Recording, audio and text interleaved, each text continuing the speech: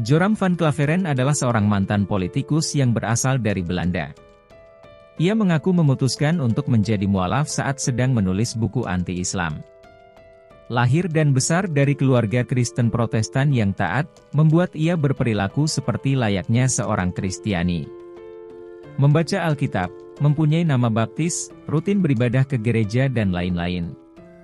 Saya percaya akan kebangkitan, penyaliban Kristus, percaya juga pada penebusan itu, ungkap Joram.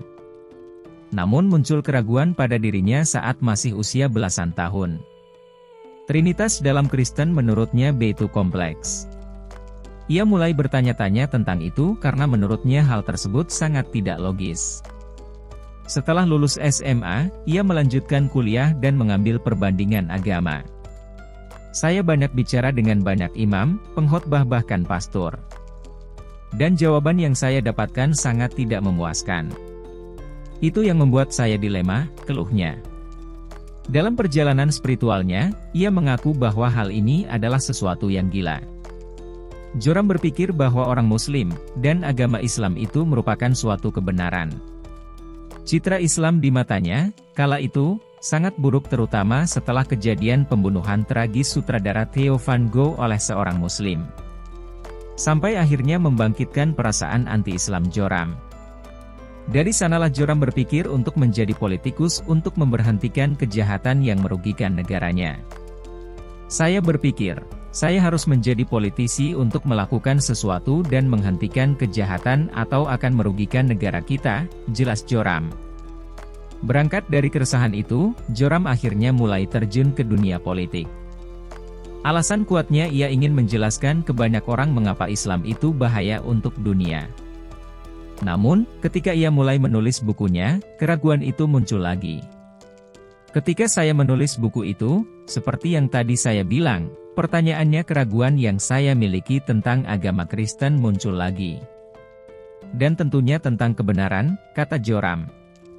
Mulanya, Joram menulis buku tersebut dengan perspektif Kristen. Dengan membahas perbandingan antara konsep Kristen dan konsep Islam tentang Tuhan. Ia melihat konsep Tuhan dalam Islam lebih logis daripada Trinitas Kristen. Saya membaca ulang Alkitab untuk melihat, merefresh diri saya, melihat mengapa konsep Tauhid Islam tidak sama dengan konsep Kristen, paparnya.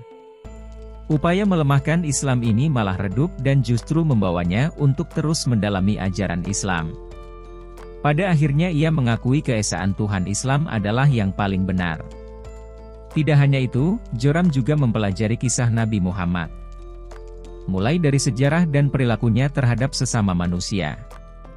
Lagi dan lagi membuat Joram takjub dan mengaku bahwa Muhammad adalah seorang nabi. Saya melihat karakternya, bagaimana ia memperlakukan orang lain, musuh.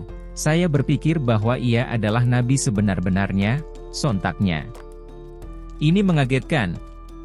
Saya baru saja mengakui satu-satunya Tuhan dan sekarang saya mengatakan Nabi Muhammad adalah seorang nabi. Jika kamu mengakui kedua itu, maka ini sama dengan mengucapkan syahadat, tuturnya haru.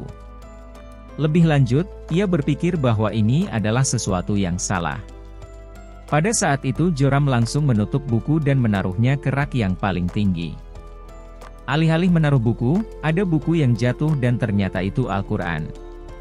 Saya menyimpan semua buku dan meletakkan buku-buku itu di rak yang tinggi. Tapi dari begitu banyak buku, salah satu buku yang jatuh dari rak adalah Al-Quran dan ketika saya mengambilnya, tangan saya berada di halaman tepat di surat 22, Al-Hajj, ayat 46 dan dikatakan bahwa bukan mata yang buta, tapi hati. Dan saya berpikir, itu benar-benar masalah saya, ungkapnya. Setelah momen itu, ia memutuskan untuk bersyahadat dan memberitahukan keputusannya kepada publik. Keputusan yang membuatnya mendapat ribuan ancaman kematian dan tanggapan negatif dari pemilihnya. Namun ia tetap pada pendiriannya dan mengajak orang-orang untuk lebih mengenal Islam. Jadi mata saya tidak buta, itu adalah hati saya. Saya tidak bisa menerima itu. Inilah jalannya, saya berpikir bahwa saya Muslim dan harus memberitahu orang lain, ucapnya.